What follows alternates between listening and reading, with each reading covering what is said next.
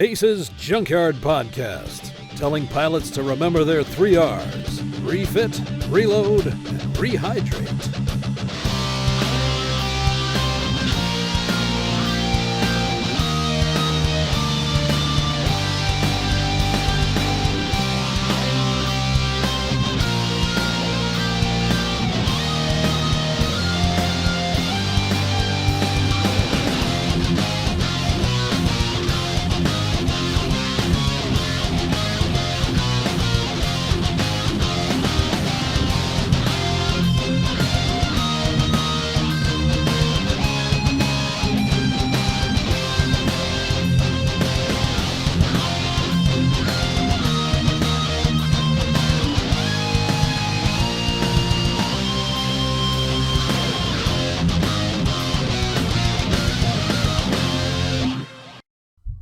Hello and welcome everybody to the Armored Combat Escalation Service Podcast, episode 42, your number one voted MWO and Battletech podcast this side of the Inner Sphere. With me today is Tierkron. How's it going, buddy?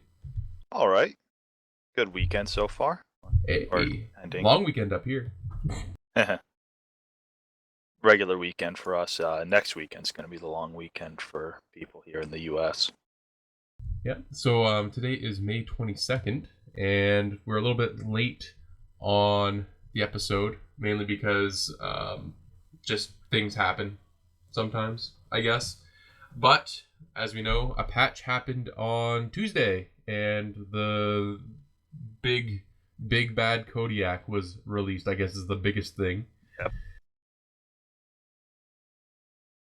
Good old. I mean, did you manage to get your hands on it, or have you played against it? I did not pick it up. I have been reluctant to purchase anything or pre-order anything right now. I've basically been waiting for things to come out for C-bills because I've got so many empty mech bays that I need to fill that, from all these weekend challenges and other events that I just keep racking them up, and I just need to I need the mechs to find the mechs to fill them, and so need to spend that MC and those C-bills on something.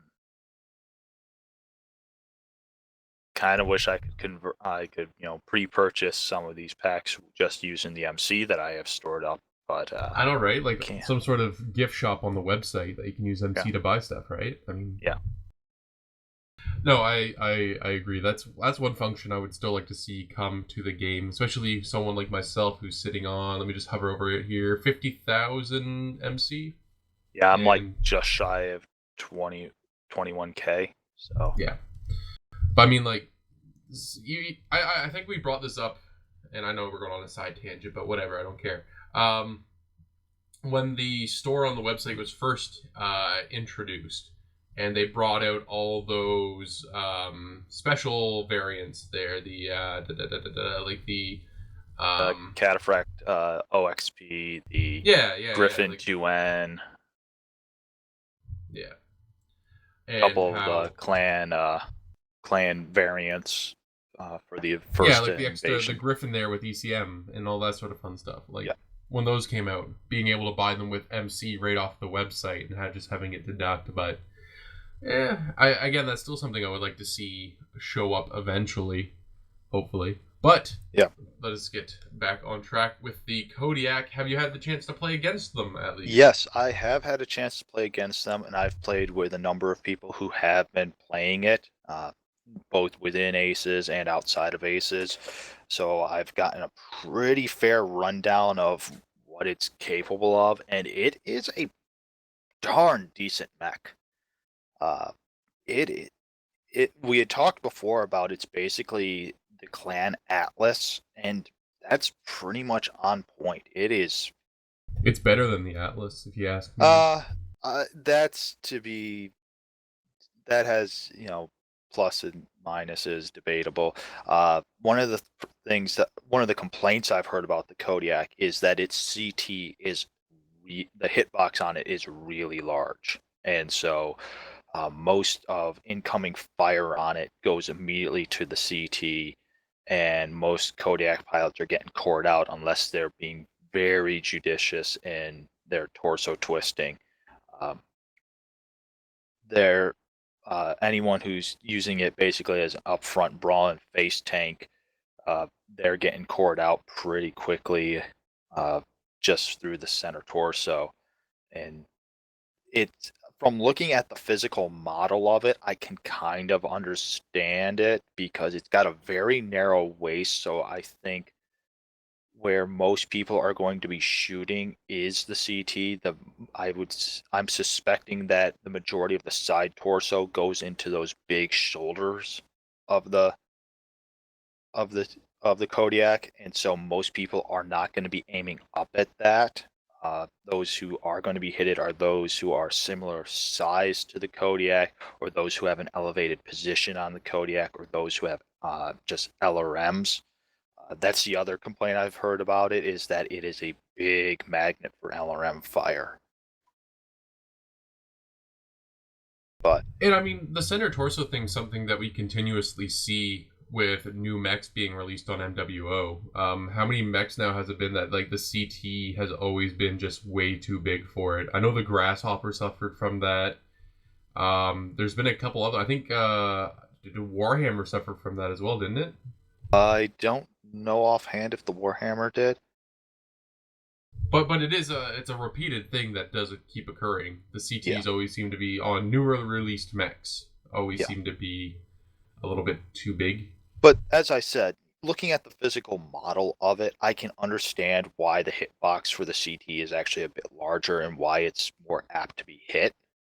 Just looking at the Kodiak, as I said, it's got that very narrow waist, and most people are going to be hitting, shooting at that hexagonal chest, basically. It's a big area. It's almost like a target bullseye right there, and it's all CT. So, basically, people who are piloting Kodiak, you got to remember torso twist. Yeah, you're a big 100-ton assault mech, but that doesn't stop an Atlas from torso twisting, and they do just as fine. But as I was saying earlier, we're kind of equating it to the clan version of the Atlas, and I've been hearing that a lot from a number of people that have been playing it, especially the Spirit Bear.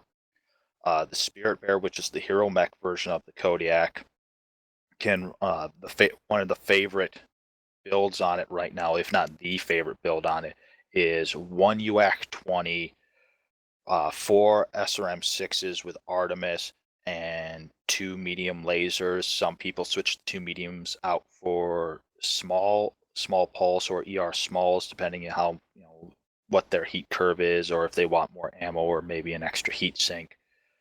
But they're running that big 400 XL, and so that's with speed tweak, that's pushing them up to just shy of 70 kph. Which is huge for an assault mech. Yeah, but the thing the Spirit Bear has that no other 100-tonner has is that mask, and the Spirit Bear, when it engages mask and its speed tweak, that sucker's jumping up to about 90 kph for sprinting, and that's scary. You can easily say Spirit Bear is probably one of my favorite mechs there that was released for the Kodiak, and it is a scary mech. When you see it coming around the corner and just blow right past you, it's terrifying. I've seen a couple people, they'll be poking at it from around a corner and thinking they've got range, and they'll duck back in, and suddenly that Spirit Bear just accelerates, and the next time that person pokes around, guess what? That Spirit Bear is suddenly in their face, and it's built to brawl. Those 4 SRM6s, that UAC 20, they are just laying the hurt on anyone that's stupid enough to try to face tank it. The other variants, I've been hearing good things as well. One of the favorites is, I believe, is it 3? The one with the ballistics in the right and left torso? Yeah, that's the 3. I've been hearing I've been hearing very good things about that one. I've been seeing some good things from it. Mostly people running a quad UAC 10 build on it, but I've also been seeing a quad LB 10X build on it. I'm not gonna lie, I ran the joke. Did you see the joke build that G-Man made with 4 Gauss rifles? Yes, I did, and I've seen it. I've been seeing a number of people using it, and it's slow as crap. It's hilarious, though. You don't run it because it's good. You run it because you can. Well, I've been seeing that one actually being taken for a lot of defensive drops in faction play because you don't need to move around the map, quickly. You can just find a place, set up, and you are just wrecking face with it. And you can just throw those, because you can only charge 2 Gauss Rifles at a time for people that don't know. So what you do is you bind 2 together, and so you hold down the mouse button, and you let go, and you fire your first ones. But as soon as you let go, you start charging the next one, the next binding on it. And it's actually really effective. The amount of Gauss Rifle slugs you can throw down range is immense. It's almost comparable to the way the old quirks on the Hunchback used to be for the Gauss Rifle there on the Hero. That's actually, and if you throw cooldown module on the Kodiak like I did, it's basically equivalent to basically, in my opinion, how the old Hunchback used to be the gridiron. Yeah, and it's not quirked to do it, so that having those 4 there, that's a lot of firepower going down range and a lot of hurt being put on. That said, because that mech is so slow, its turning and agility is just dumped because of it. So if you can get up on it in its face and get into a turning fight, it will not be able to do anything to you. Just stay hope out that of they that don't get you forward in your firing crosshairs arc. for a minute. Yeah. But the other Kodiaks, they're, from what I've been hearing, are also performing very, very well. The one with those huge laser hard points, those energy hard points, I've been hearing the 5, the one with 11 energy and a ballistic. Yeah, that and the one with its 8 it's split between the 2 arms, and the one in the center torso. The one in the 5, if you want an assault mech that's a laser boat, those are your mechs to go to. They are just downright dangerous. That said, you have to be, as a pilot, you have to be paying very close attention because you will easily overheat yourself and send yourself into a shutdown.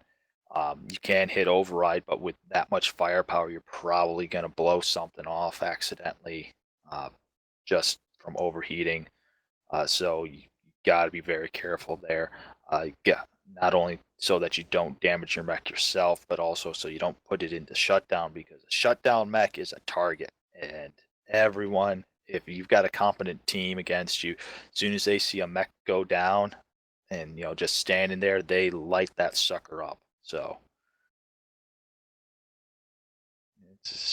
far the Kodiak seems to be a very, very good mech. Definitely very popular right now, just with how many people are running them. I don't think we've seen a mech as popularly debuted since the Warhammer and the Marauder. And I will say this: I didn't get the Kodiak expecting a whole lot. I was expecting, basically what you said, Clan Atlas, whatever. I'm not a fan of assault mechs. I usually cap out at about heavy, and from there, I usually don't play anything above hand. I think the only assault mech I got mastered is the Direwolf, and I think the Atlas, because it was, of course, the first thing you get.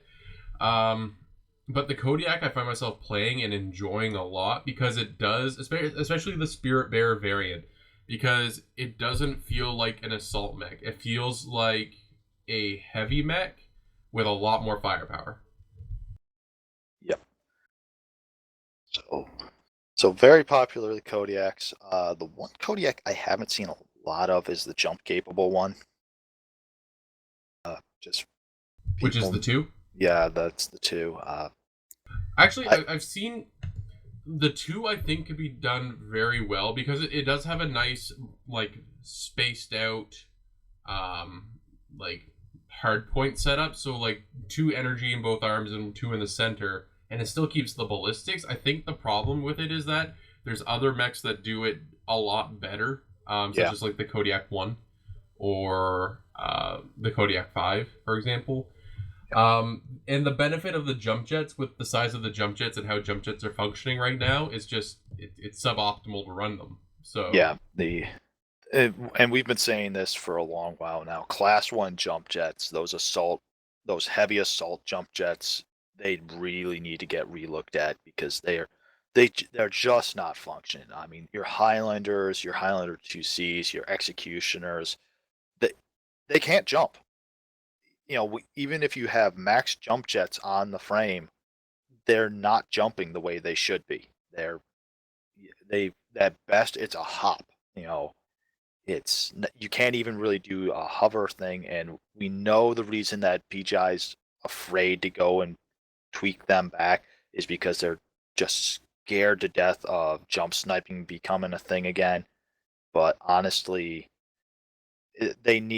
something needs to be done about them.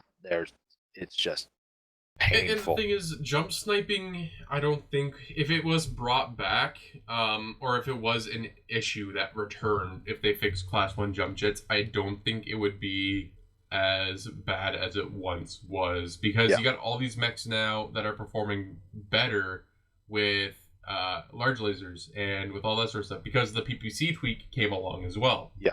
So Well, with the you changes also to ballistics, or the changes to the Gauss rifle and the change to the PPCs, even if you were jump sniping, you'd still be running hotter than someone who's running a build without an assault build without jump jets and running just like 4 heavy large lasers. we also have more mechs in the game now than we did when jump sniping was king, and some of those mechs are those really fast, really dangerous lights. And I'm not talking about like the Arctic Cheetah. I'm talking about like the Firestarter, the Hugin, even the Oxide to an extent. Those mechs are fast, and if they find a jump sniper, they're usually on him like a pack of piranhas, and they just rip anyone attempting to jump snipe or even just to regularly snipe. They just rip them apart because that person is set up to do damage at long range with heavy weapons, and at close range, yeah, if they can tag someone, it hurts, but their weapons are usually slow firing and just not meant to deal with a very quick, very agile light mech that can just put the hurt on. So it's never. I don't think even if jump sniping, as you said, became a tactic again, or a major tactic again, I should say, it's never going to go back to the way it was, where it was jump snipe or die. So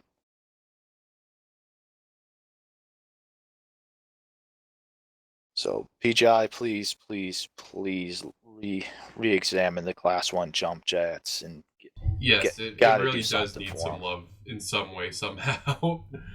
There's no reason a mech that's sporting 3 to 4 Class 1 jump jets, barely gets off the ground and can't even clear a small hill.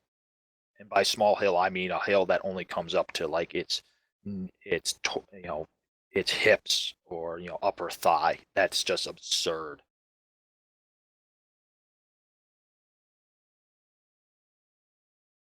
As far as the patch as well, so the Spirit Bear was really the only new thing. There was a couple, You mean the again, Kodiak? quality of life, or Kodiak, yeah, sorry.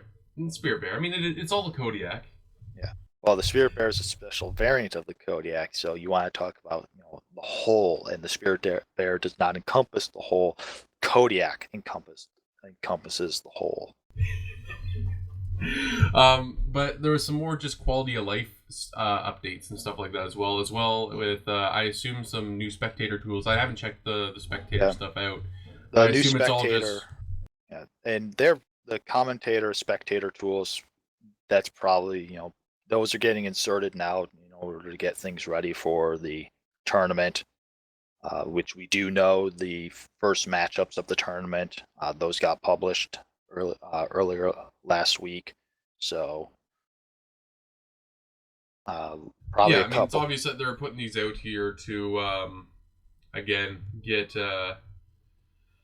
get everything ready for the tournament that's coming up. And one of the things I do want to mention, because I keep seeing this posted all the time, is that the tournament's broken because people who bought the Kodiak are going to have it in the tournament and people will not. That is not going to be the case because in case people have forgotten, the tournament is going to happen on a special tournament build where everyone's going to have access to all the mechs as of the Kodiak. Yeah.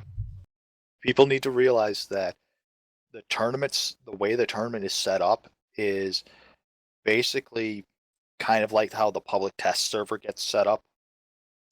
Except in this case, it doesn't take a picture of your account, and that's what you have to play with an X number of C bills, injected in order for you to monkey around with things.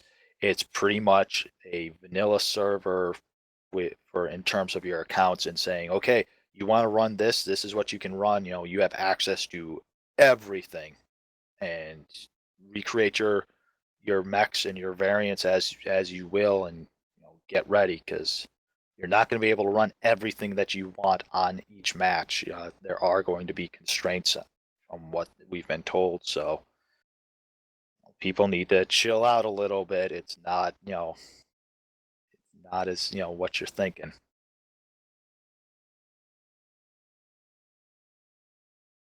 But yeah, more quality of life stuff's always good as well. Like a couple quick fixes on some of the things that were not operating effectively as they should have been in this patch is also nice to see. And I hope as we get closer and closer to the rounds of the tournament, I do understand that the tournament build isn't going to change for like the entire tournament. I don't think, unless something major happens where they fix a big like problem, I guess, with the game. But that's only if like something big happens, I guess.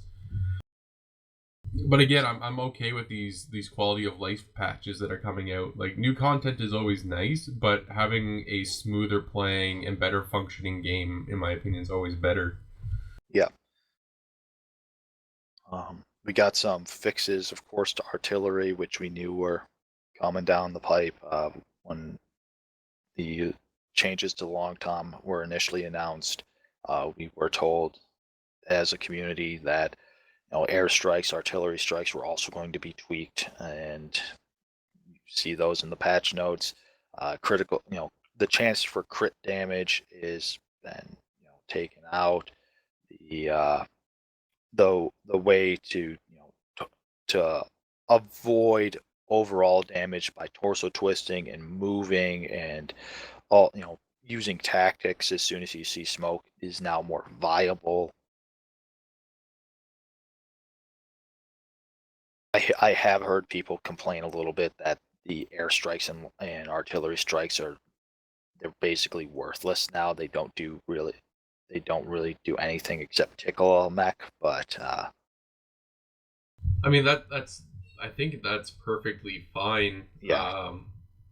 Again, that's what artillery and airstrikes really should be for, is like diverting or stalling an enemy until you guys are actually ready. Yeah. It shouldn't be dependent upon to win a battle, I guess, is what I'm saying, especially in a mech-based game. Yeah, and if changes need to be made, I could see them changing damage dealt, overall, upping that 165 to say 170 or to 175. But I think right now it's pretty decent where it sits. I think so as well. I think it's a nice blend where we're not really seeing them a whole lot in pug matches. You see them every now and then, and especially like organized teams, you usually see them. But even then, they're usually still placing them at ridges or stuff like that, where if you hit a couple, like, that's fine, but it's mainly like to prevent them from coming up and ridge humping in order to get shots off. So you can get into position, and so next time they come up, you're at the advantage because you're already looking. So when they come up, you hit them first. I mean, that's where the majority of the airstrikes and the artillery gets placed now, and I think that's fine because you're using it strategically. Yeah, and I've seen, you see it being used in faction play, when you're getting ready to push around a corner and you've popped that UAV and you see that, oh, look, they're lined up or masked up on the other side.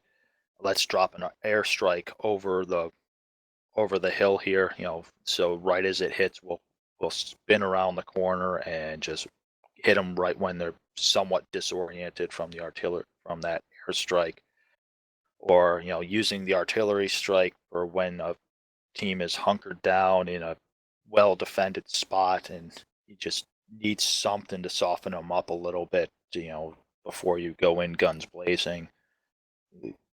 They're useful there where the game is much more thought out in some regards.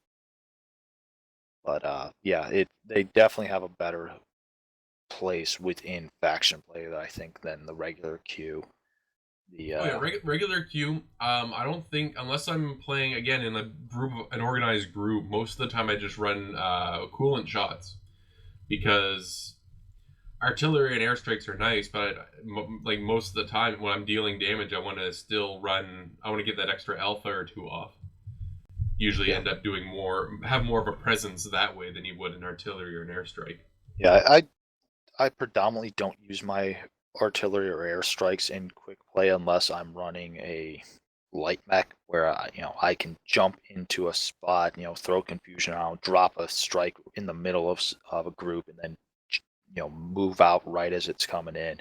Or if I can take a position where I can scout and see, oh look, they're moving in a nice big mass, guess what, here comes Artie. So it's just people need to relearn their priorities for using artillery and airstrikes. But as they sit right now, I think they're pretty good. I don't think they really need to be tweaked all that much.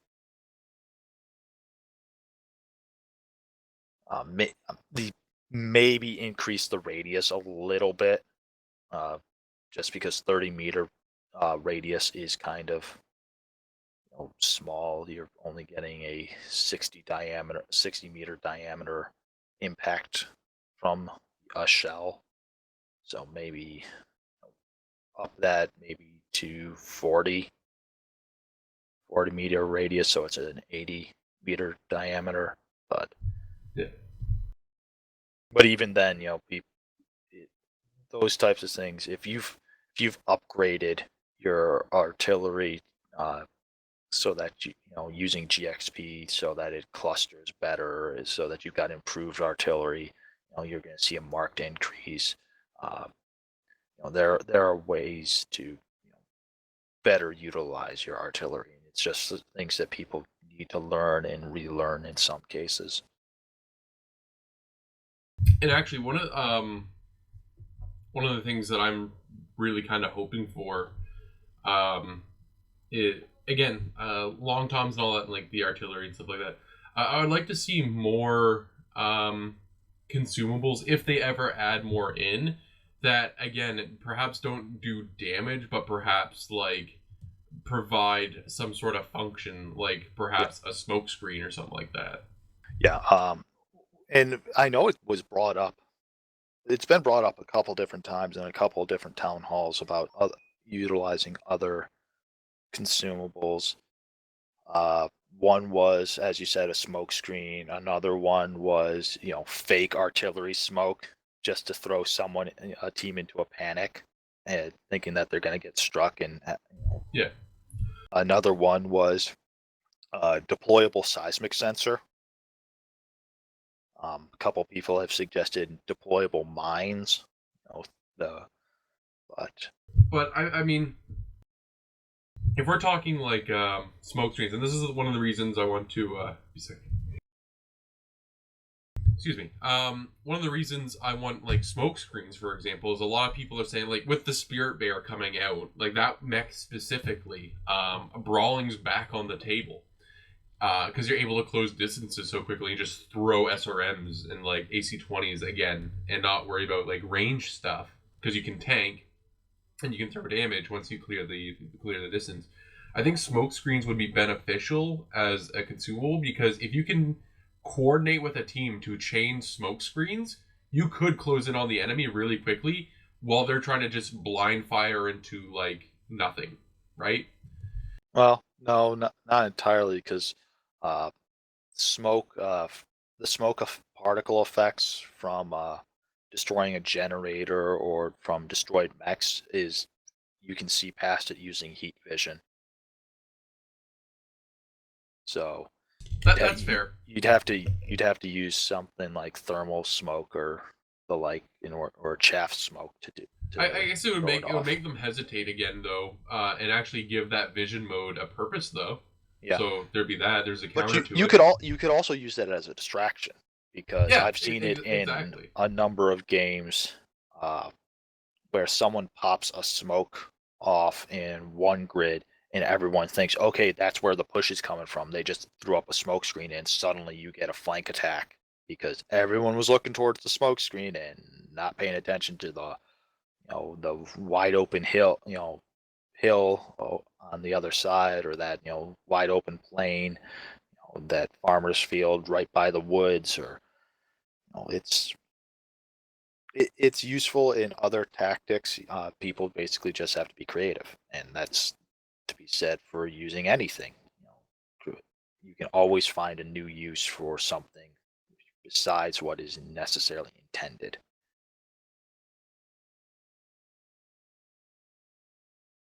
So moving on for other things in the patch notes, we had some changes and fixes to the MechWarrior Academy.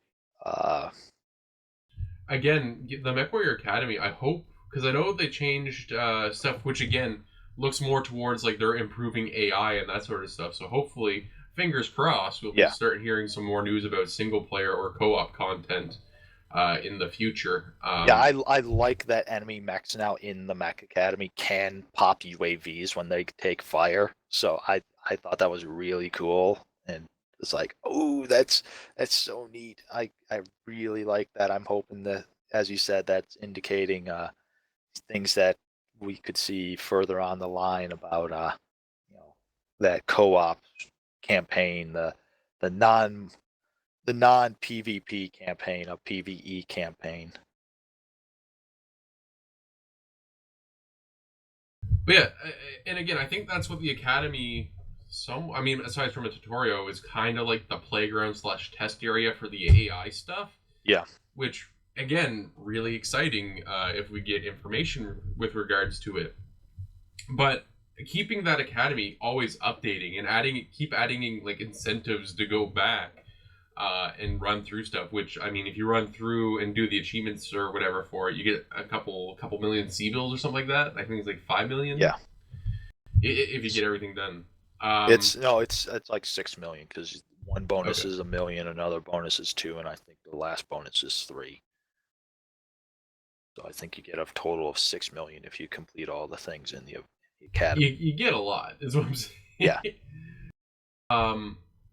But yeah, like just constantly having that be updated, I think is really good. And also like really healthy for the game, or at least perhaps not like healthy in terms of like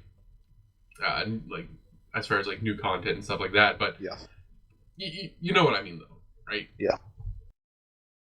I guess it's showing progress in areas, I suppose, and if people again like us kind of look into it, you can kind of see where they want to go with it, and I guess it's just healthy in the terms that it gives people like perspective or hope towards what could be. Yeah. Another little couple changes they did were to just fixing a couple things where you alt tab and you have trouble there. Your cursor getting stuck when you come back in, or full screen suddenly going to windowed, or windowed going to full screen accidentally. Couple changes on the battle grid, but nothing too exceptional. The one change that I've got a complaint about, and I've heard others complain about it, is the increasing the size of the lobby screens in faction play. They look really awkward. We understand kind of why they made them bigger, but they look really awkward now. They look like how your monitor sometimes will bug out if the resolution gets messed up when you launch into a program and the program crashes and suddenly you come back and fonts are off and the display looks wrong because the resolution and the sizing for your monitor is off now. That's the way the lobby screen looks with this larger portion now being placed on it. I don't really like it. It just looks really awkward, and uh, it just there's something wrong visually with it, and I I'd rather they go back. They put a option in the settings where you can increase lobby screen size if you choose, or keep it to the default. I personally have not come across that, but Have you played any faction play? When you get to the lobby suddenly takes up your entire screen. There's no longer that nice border around. It's really awkward looking. and I've no, I have not played faction play in a Yeah. little while. Yeah, it's really only in faction play and private matches, where you actually have the lobby. So if you've only been playing quick play, you haven't noticed it at all. So it's one of the, That's probably something they should get on, especially where people will probably be seeing a lot of the lobby with the tournament upcoming. Yeah. And I understand why they wanted to make it larger. A number of people have been complaining that if you have a smaller screen for your computer, or if you're playing on a laptop, the lobby screens can be awkward to see because of this. Back when they were smaller and took up less size of the screen. Also, if people who were recording or streaming their footage, the lobby screen was awkward to see from the people who are viewing the stream or viewing the recording. That smaller lobby size was difficult to make out details on. So I can understand why they would increase the screen size or the proportion of the screen.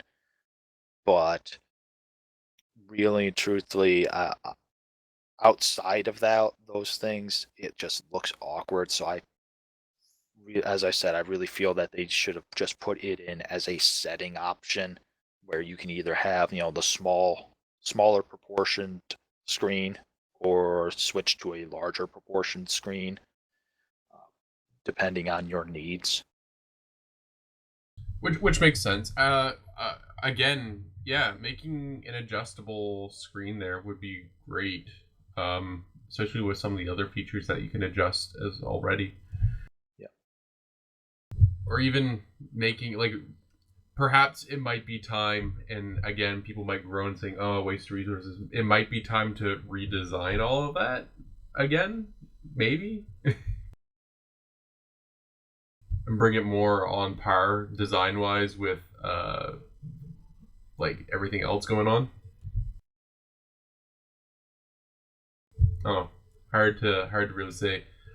So what else came out the past week? Not a whole lot. Like the past week, really, the highlight was like, oh, the Kodiak came out. That was that was about it. There was with this patch an interesting change. For the first time, they offered the patch as a two-step direct download for those who have data caps on their services. So it was interesting to see that there for the effort being made to basically help those players that cannot spend an hour or 2 hours downloading a patch, or so it's a nice gesture. I'm Or hoping. people like sometimes this happens to me where I start downloading the patch and then all of a sudden just like says no, I don't want to download anymore, and then it like you gotta re-download like almost the entire game kind of thing. Like, you ever had that? No, I've not had that happen ever. It's not like you re-download; it like verifies it. Anyway, it's a weird thing where if you like your patch stops downloading like halfway through and like the client closes, then it's just like basically it's just like a big screw you. Yeah, I didn't have that issue at all when I was running the original client. I haven't had it at all either now that I'm just running it through Steam as a whole. I Oh do yeah, know a couple Steam people. has fixed that up entirely. I'm thinking like if people are still running it through the old client. Yeah, I do know a couple people that are running that have had that issue still with using the standalone client instead of Steam. I keep telling them, just to switch over to Steam. It'll solve a lot of those issues. But they have their reasons for why they don't want to go and play MWO through Steam. Some of them it's because they don't have Steam at all and they don't want to create a Steam account. They don't see the need to, which that's their choice. Others because they like keeping MWO outside of their Steam library. They have other things they want to do when they log into Steam and games they want to play on Steam, and then they have their time that they want to play with MWO, and never the twixt shall they meet. So, but overall, it's a nice gesture. As I said, giving the patch for direct download, the uh, the how to there for the patch files of how to download, and extract the files, where to extract them to, so that they are, so that it works properly as soon as you start your client up. PGI did a pretty decent job right there of making it as simple as possible for those who bother actually reading the full post. I saw a number of people on the forums complaining that I downloaded the patches and they don't work, and it's like, well, did you do this? And they're like, oh no, why should I have done that? It's like, well, it was right there in the instructions. So, good job on PGI for making instructions. Bad on people who do not read said instructions and then complain that things don't work. Come on, people! Isn't It's that not like always it's not like great? you're building IKEA furniture here. The instructions are there for a reason.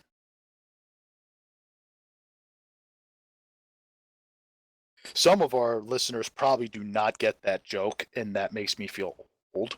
But those of you out there who did get that joke, thank you. Or Yes. that, or they're Swedish. You just have to ruin all IKEA of is it, from don't Sweden, you? isn't it? Yeah, IKEA is from Sweden. I was right. Yeah. You just have to ruin it, don't you? Yeah, I do. All That's what right. I do. That is my entire being. Yeah. So, yeah, pretty much the majority of this patch was, housekeeping and, small tweaks Which here again and is there. great. I hope more patches like this come out where there's housekeeping done. Uh, the only other thing I really have to talk about, not related to the patch, is actually related to the scouting mode for faction play. The big complaint I'm hearing, and the complaint I share this complaint, is that it is way too easy to extract on scouting mode.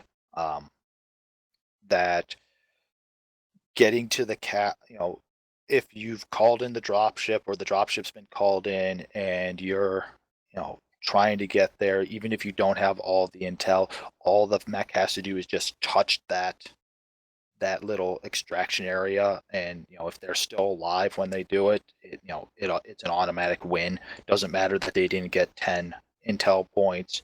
uh, doesn't matter that they lost every member of their team and they're missing both arms, a side torso, and a leg. They technically survived, so, and they hit the zone, so a win in their category. uh, I've been I've been hearing lots of complaints about it, that there needs to be some mechanic in there that doesn't guarantee an auto, basically an automatic win for doing so. Whether it's, there's a pause every time, in the extraction timer for for taking fire, similar to how caps for conquest and for domination and for assault are right now, that the cap meter stops for a couple seconds when the mech takes fire. I've also seen and heard the suggestion that if you've got a disparity between the number of mechs. So if there's one mech trying to escape, if you've got two mechs in the extraction zone with them, that the extraction doesn't occur immediately until there's a one-to-one parity. So couple different suggestions I've been hearing and seeing from the community, but overall it seems to be that there needs to be something done to that mode. It's way too easy for a team to extract under fire, and that it should be much more. It shouldn't be difficult, but there needs to be something that is some semblance of fair. Um, and it's not a clan versus IS thing. I've heard clanners complain about it just as much as I've heard IS players complain about it. Uh, I actually saw one match where a fire starter managed to jump into the cap zone at the last possible second, even though two streak crows both did full alphas onto him of, I think it was five streak sixes, and the fire starter lost both limbs and a leg, and almost lost a side torso, which would have killed it. But because it got into the zone at the last moment, I guess the SRM that should have killed it, didn't count because it had touched the zone and ended the match. I've seen the same thing, if not worse, for the inner sphere side, that if a Arctic cheetah runs past them, there's nothing they can do once it hits that little extraction zone. You just can't bring enough firepower fast enough to kill the mech without it touching that zone. So uh, it just seems that something needs to be done, just a tweak here and there. Even if it, as I said, it's just something as simple as pausing the extraction for, because the mech's taking fire. I don't know what the solution will be, but I think that there does need to be something done. I could agree to that, because that would really, really suck especially if you're up, and then like you said, like if that like streak that you've already fired just gets negated. Yeah, because I've heard it I've had it happen to me. Heard it from a number of other players that they will be defending intel points. Uh, they'll call in the dropship early. They'll have killed all but one of the attackers. It's that one mech that's running around hiding, can't find it. So either the dropship comes in at that 2 minute mark, or they gather up the 11 intel points that they need to call in the dropship early, and they'll sit there trying to defend that extraction area to catch that mech, and it just doesn't work. If they step too far away from that extraction point, it's almost impossible to get back in time, back fast enough or to close fast enough on the mech to stop it. If they're too close, there's just not enough time to stop the mech from getting into the point. Just, it's one of those situations where you're almost in a no-win scenario, that even though you did everything right, you've got the majority of the kills, you've got the majority of the cap points, you've done everything perfectly up to that point, you still cannot you still do not get the win, just because someone gets it's not even lucky. They just, manage to slip by or, just survive just long enough. It'd be like in a skirmish match where you've killed the entire, everyone but every mech but one on the other team. That mech manages to hide until the timer for the match comes down, and because you didn't kill that one mech, you lose the match. So it's very, very frustrating to people who are playing the scout mode. So something needs to get tweaked here or there to make it a little bit better. And now, just before we wrap up, one of the things I do want to go over is, of course, we had the patch for May. So there's no more, people already know there's no more patches for like a month now. Yeah, not until June. So June 21st is the next patch date, and I guess we'll just do a verbatim kind of like run over of what we should expect, just to give people a heads up. So June 31st, we got the Phoenix Hawk coming out. June 21st, not 31st. Jesus Christ. So You're really June bad 21st. at this. Yeah, I'm terrible. What can I say? So we have the Phoenix Hawk coming out. We get finally the mech rescale, and of course this could all change in the course of a month before it comes out. Quite literally a month minus a day. So something can change, but as it currently sits, as of the last patch, the next patch is going to have, like I said, the Phoenix Hawk finally getting the mech rescale, which hopefully, as we've discussed before, is going to change the dynamic of the game a little bit. Hopefully for the better. Yep. We're getting we're getting the new Frozen City. Yep, new Frozen City. The command wheel, again, a feature I'm looking forward to again. And the quick play leaderboards, another thing we're getting, which I'm looking forward to. And new hero mech for the catapult, the Butterbee. And I forgot to mention this when we talked about this when this first came out, like 2 podcasts ago, and I mentioned it last podcast.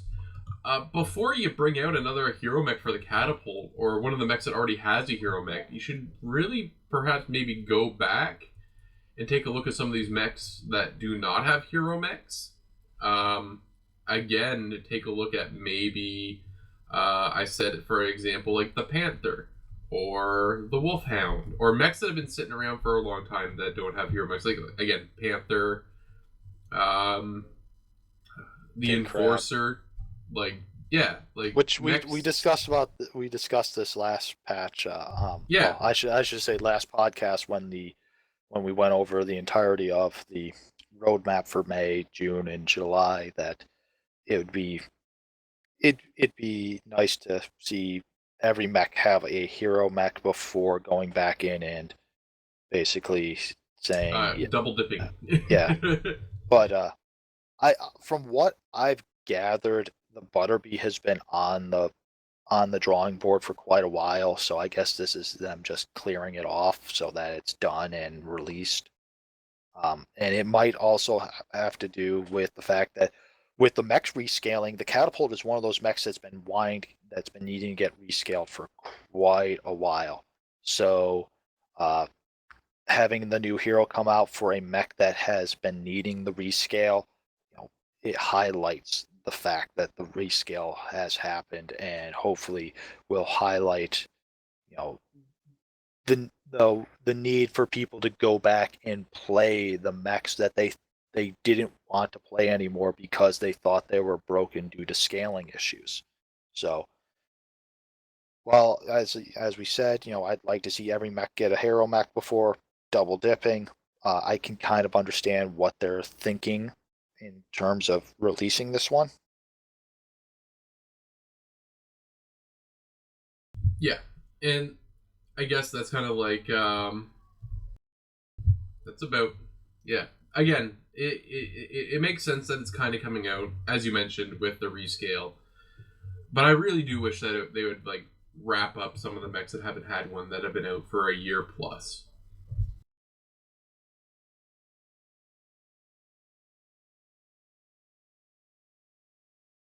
Well, I think that wraps it up. Yeah, I think that's it. we're looking forward to the next patch in June on the 21st, and maybe we'll have some things before that. I know we'll probably have a town hall meeting that first Friday of June, so possibly June 3rd, I would think. So June 3rd makes sense for a date. So we'd probably have a podcast going up on like the week after, so like the 9th or whatever. yeah. So if we have any news, we'll make sure to record another episode. But till next time, it seems like we're pretty good. Yep, so thank you everybody for listening to the Armored Combat Escalation Service podcast. I've been your host, Brandon, also known as Cattra, Kell, and with me today has been Cattra, and I want to thank everyone for listening. Until next time, Warriors.